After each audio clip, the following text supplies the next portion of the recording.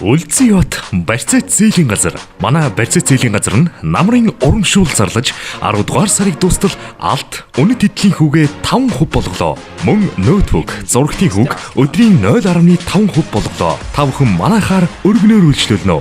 10 дугаар хайранд дээрлэх үлдсэн ят барьцаат зээлийн газар.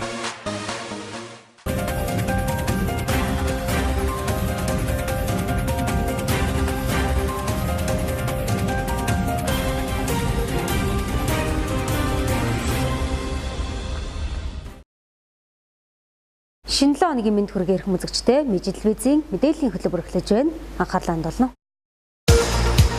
Мэдээллийн хөтөлбөрийн ивент тэтгэгч Үлзий Бат барьцаат зээлийн газар. Эхний мэдээ танилцуулъя. Төрийн албан хаагчийн нийгмийн баталгаа ажиллах нөхцөлийг хуулиар зохицуулсан байдаг боловч хөрсөн дээрээ буухгүй байна. Үүний улмаас төрийн албан хаагчийн ажилдаа хандах хандлага, итгэх санаачлага буурч байгаа нь төрийн албаны тогтвортой мэргэсэн зарчим нөлөөлж байна гэж үзэж байна. Тийм учраас төрийн албан хаагчийн нийгмийн баталгааг үе шаттайгаар хангах зорилготой хөтөлбөрийг өнөөдөр иргэдийн төлөөлөгчдийн хурлаар хэлэлцлээ. Эхлээд тоо баримт дурдъя. Дорнод аймгийн хэмжээнд 4774 төрийн албан хаагч ажиллаж байна. Эдгээрийн 1687 албан хаагч хөдөөгийн суманд ажиллаж байгаамаа. Нийт төрийн албан хаагчдын 66.1% нэмэгтэй 42.2% нь 35-аас доош насны залуучууд байгаа бол 1651 буюу 32% нь бүрэн дунд бүрэн бус дунд боловсралтай байна. Нийт төрийн албан хаагчдын 53.7% нь 5 хүртэлх жил ажилласан бөгөөд 86.6% нь өр зээлтэй гэсэн судалгаа гарчээ. Тиймээс төрийн албан хаагчийн нийгмийн баталгаа ажиллах нөхцөлийг сайжруулах, ур чадварыг дээшлүүлэх зорилготой боловсруулсан төрийн албан хаагчийн сургалт хөгжил нийгмийн баталгаа хангах хөтөлбөрийг баталлаа. Нийт энэ хөтөлбөрийг хэрэгжүүлэх боломжтой гэж харах юм бол 120 төрлийн байгууллага, орон нутгийн болон төрийн өмчт байгууллагууд байгаа. За энэ хөтөлбөр дээр бас тусгасан байгаа жил бүр болгон маань тухайн байгууллагын албан хаагчдад нийгмийн баталгааны чиглэлээр аж амьдрал, нийгмийн цаанаа амьдарч байгаа энэ нөхцөл байдалтай уялдуулсан судалгаа хийн тэрэн дээрээ тулгуурлаж бас дараач арга хэмжээгээ төлөвлөхөөр ийм зохицуулт орсон. За энэ дээр үндэслээд байгууллагаас жилдээ нэг байгууллага нэг албан хаагчтай үзүүлдэг гэдэг ийм зорилтыг тавьж ингэж ярьцгаа байгаа. За тухайн нэг жилд бол 100 албан хаагчийн бодиттой дэмжих боломжтой юм. Нэг байгууллага ердөө нэг жил гэдэг байдлаар ийм байгаа. За мөн хөдөө орон нутгад ажиллаж байгаа болон за ажилласан жилээр бас зүйлүүд нь тусгах байх.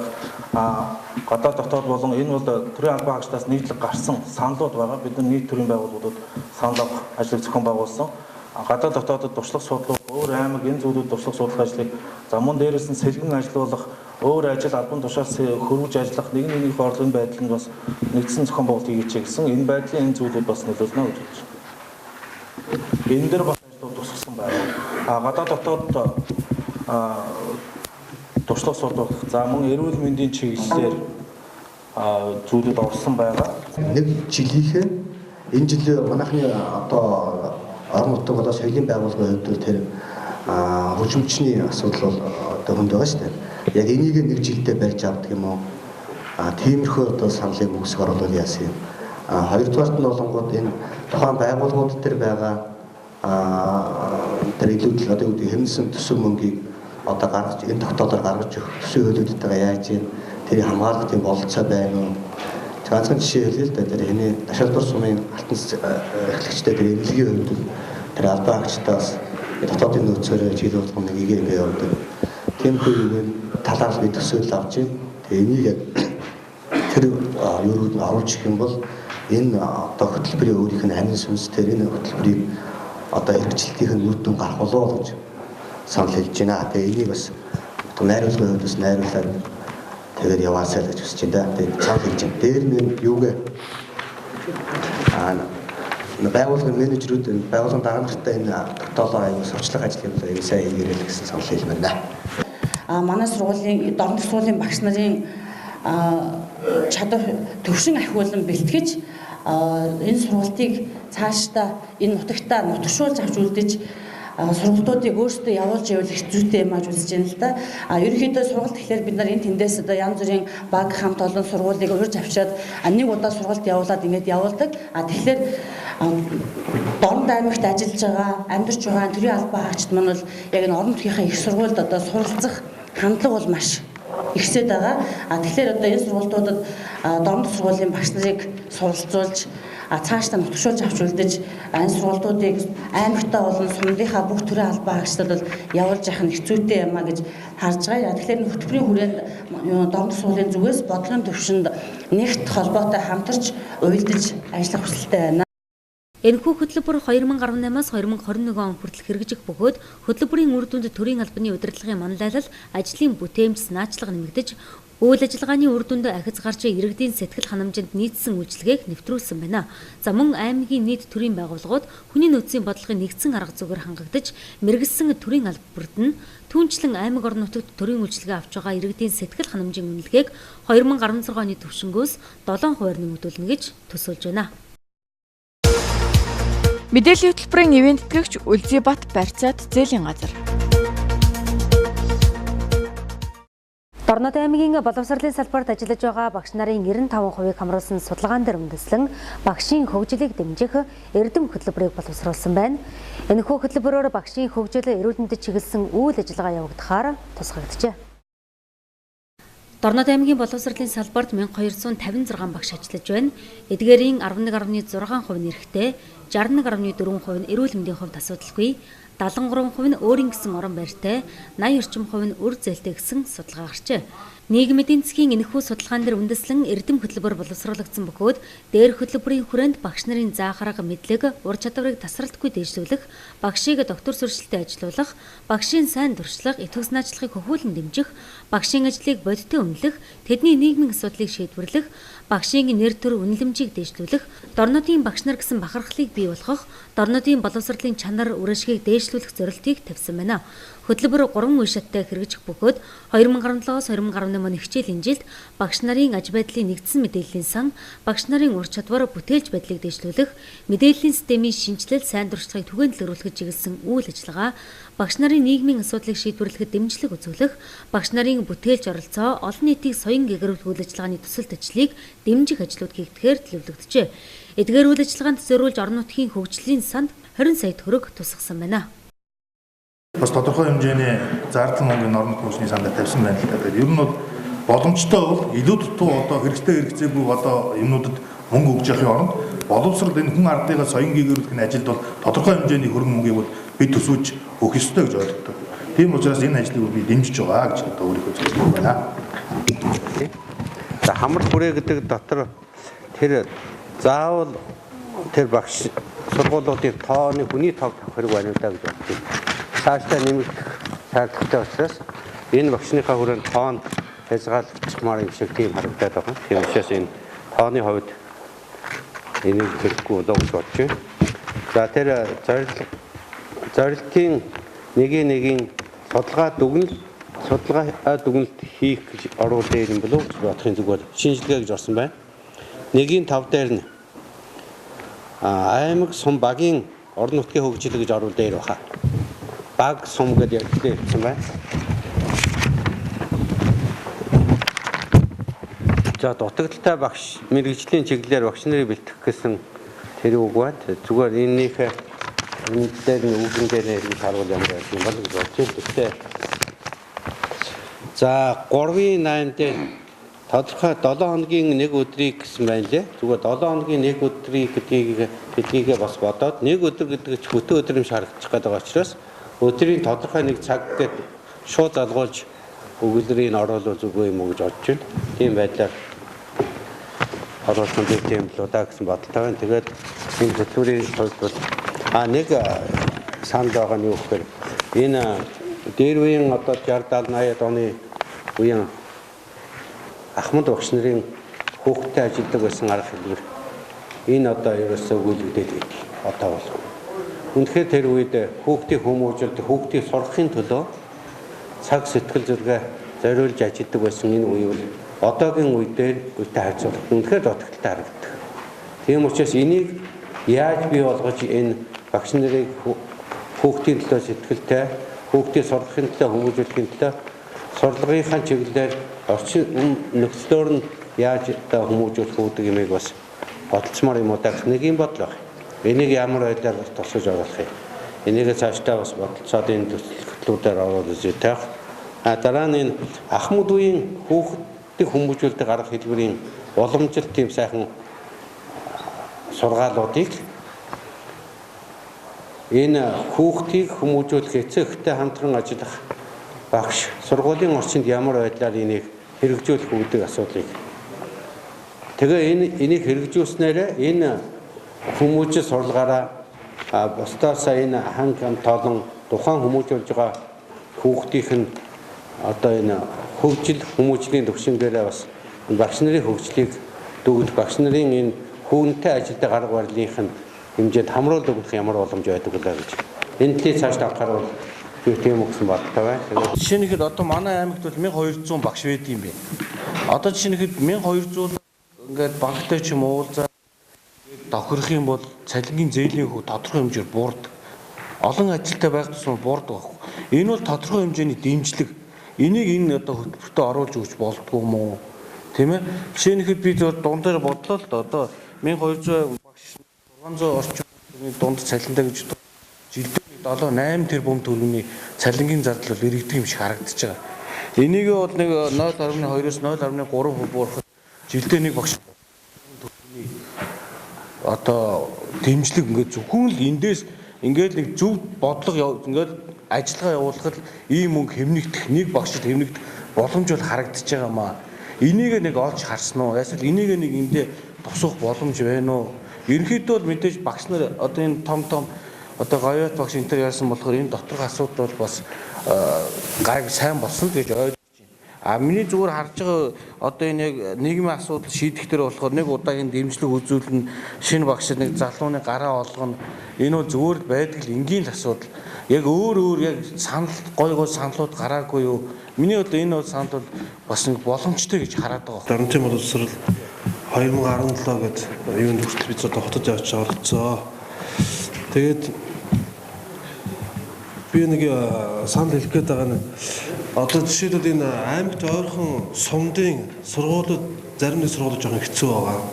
Өөрөөр хэлэх юм бол сумдын эцэг эхчнэр нэг юунд цэцэрлэгтэй хүүхдээ бүрэн өгч юм хүртлөө.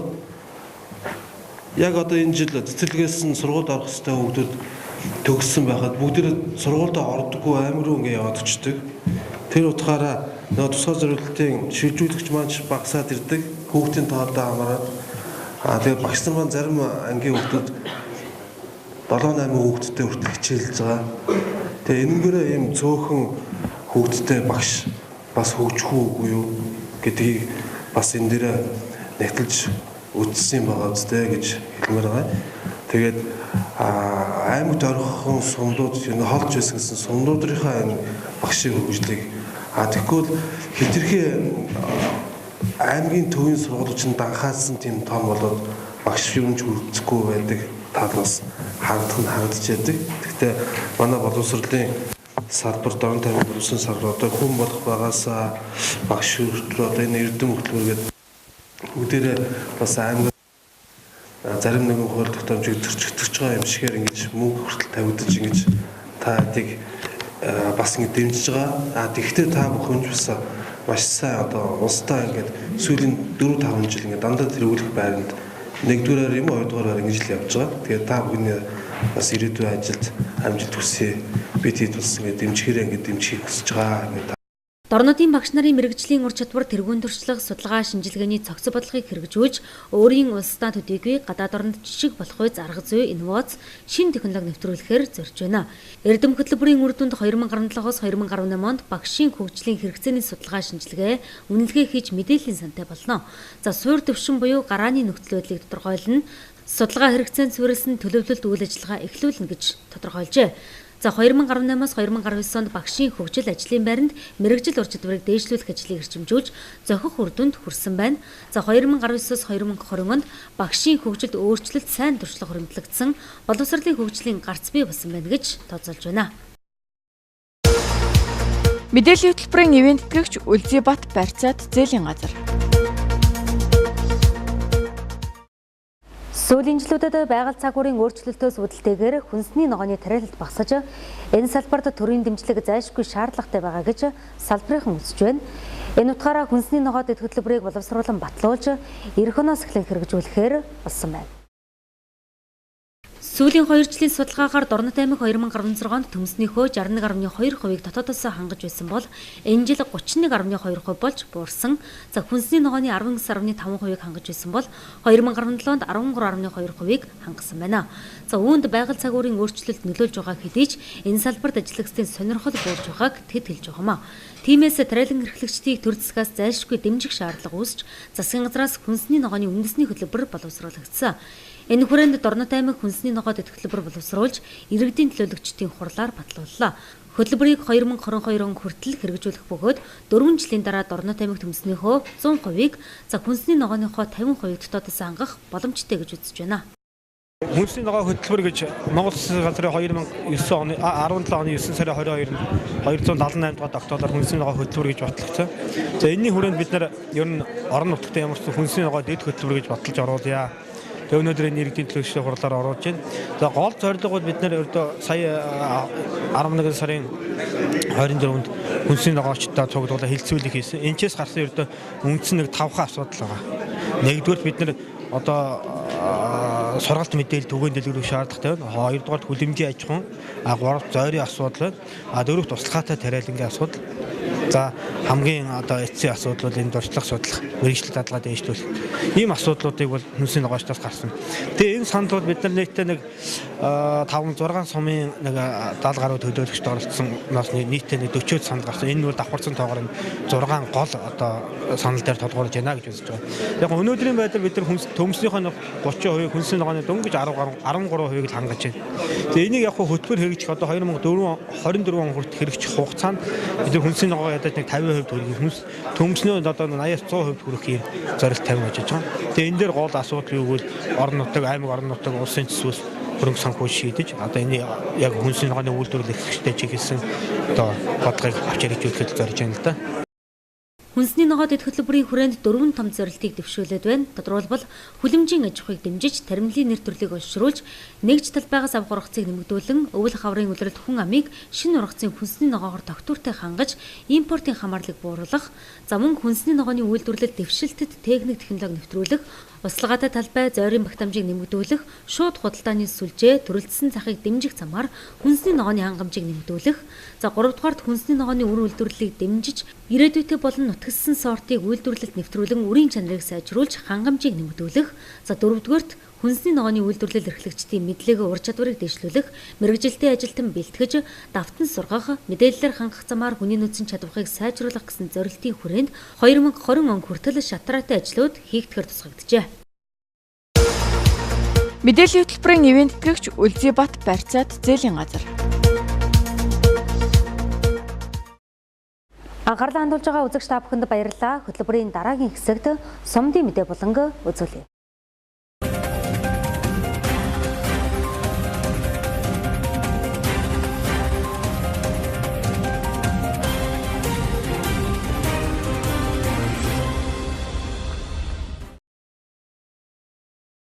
Боловсрол соёл шинжлэх ухаан спортын яам Дэлхийн банкнаас нийлүүлэгдсэн 3 сая 139 мянган төгрөгийн STEAM сургалтын багц хэрэглэгдэх хүнийг багангийн сурагчдад хичээлээс гадуур үйл ажиллагааны цагаар хичээллэж байна. Өнгөрсөн 7 хоногт ерөнхий боловсролын сургуулийн эцэг эхчүүдэд мэдээлэл хийж, сурагчид багц хэрэглэгдэх хүнээр өөрсдийн бүтээлийг хийж, эцэг эхчүүддээ танилцууллаа. 2017-оос 2018 оны хичээлийн жил Болгон сумын ерөнхий боловсролын сургууль дээр багангийн сурагчдыг монгол хэлний хичээлээр хөгжүүлэх зорилготой эхлэл эрдмийн түлхүүр төсөл амжилттай хэрэгжиж байна. Энэ төслийн хүрээнд 11-р сарын 30-нд багангийн сурагчдын хэл яриаг хөгжүүлэх зорилгоор уран уншлагын уралдаан амжилттай зохион байгуулагдлаа. 2016 оны 11-р сараас эхлэн хүүхэд бүрийн хөгжлийн төлөө хүн бүрийн оролцсон сэдвт өсвөрийн барилдааныг 4 насны ангиллаар сар бүр зохион байгуулж байна. Цэцэрлэгийн насны ангилалд мөнх эрдэнэ төрүүлж ганц салим үзүүрлэн Азбаяр Батөргөл нар шүүгөрлөө. 1-ээс 3 дугаар ангийн ангилалд хаш эрдэнэ төрүүлж төвшин жаргал үзүүрлэн Баяр Жавхлан Шин баяр нар шүүгөрлөө. 4-өөс 6 дугаар ангийн ангилалд Балдандарч төрүүлж Эрдэнэбаатар үзүүрлэн Тэмүүжин Бэлгүн нар шүүгөрлөө. 7-оос 9 дугаар ангийн ангилалд Болдбаатар төрүүлж Эрдэнэ тулга үзүүрлэн Жамсрандорж Ганс нар шүүгөрсөн байна. 2017 оны отгон барилдаан буюу 12 дугаар сарын барилдааныг 4 дугаар багийн өндөр наснд 70-тай эрүүл мэндийн төвийн ажилтан Баттөр, засаг даргын тамгын газрын ажилтан Батбаяр, 1 дугаар багийн иргэн Ганбаатар нар зохион байгуулахар боллоо. Энэ сарын 1-ний өдөр уулзгал компаниас 2017 оны 9-р сард үйлдвэрлэгдсэн 12 хүний суудалтай Starix маркийн машиныг цэвэг мэдийн нэрмжид ерөнхий боловсролын сургуульд бэлгэллээ. Энэхүү ажлыг санаачлан зохион байгуулсан Улаанбаатар хот дахь нутгийн зөвлөлийн хамт олон Сумар нутгийн удирдлагууд автомашины санхүүжилтийг гаргасан уулзгал компанийн хамт олонд ерөнхий боловсролын сургуулийн багш сурагчид, нийт ажилчид талархалтай хандж байна. Монгол улсын гавьяат эдийн засагч Балдорж соёлын төвтэй хамтран номтой нөхөрлөлийн аяны хүрээнд ерөнхий боловсролын сургуулийн 7-оос 8 дугаар ангийн сурагчтай уулзалт зохион байгууллаа. Уулзалтын үеэр орон нутаг судлаахан музейн эрхлэгч Болдорд нь угийн бичиг хөтөлбөрийн ач холбогдол сэдвээр сургалт зохион байгуулж, лодон зохиол хурам жүжигийг үзүүллээ. За мөн сурагчдын дунд Бред хэлээ хэн сайн мэдхөө тэмцээнийг зохион явууллаа. 1-р байранд 7-р ангийн сурагч Ариун Эрдэнэ, 2-р байранд 7-р ангийн сурагч Хулан, 3-р байранд 7-р ангийн сурагч Сувд Эрдэнэ нар тус тус байр эзэллээ. Монгол улсын гавьяат эдийн засагч Балдорж энэхүү арга хэмжээнд оролцсон бүх сурагчдад гарын бэлэг гартууллаа. Мэдээллийн хөтөлбөрийн ивент тэтгэгч Үлзийбат барьцаат зээлийн газар. Харин одоо үзэгч та бүхэн Дорнод аймгийн өнөөдрийн ханшийн мэдээг хүлээн авч үзнэ.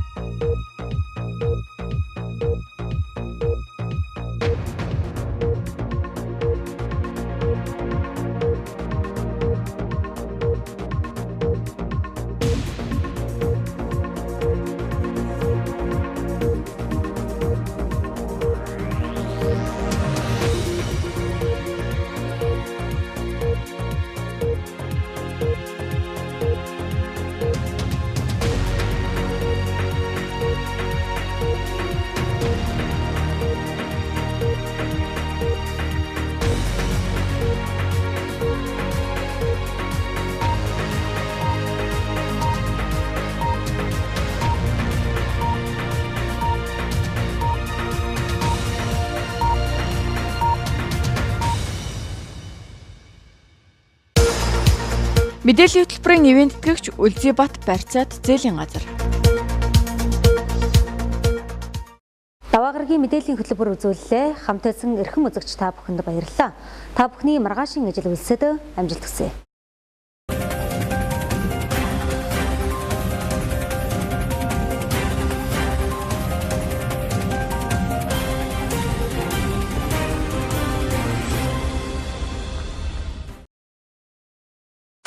Үлзийбат барьцаат зээлийн газар. Манай барьцаат зээлийн газар нь намрын урамшуул зарлаж 10 дугаар сарыг дуустал алт үнэт эдлийн хүүгээ 5% болголоо.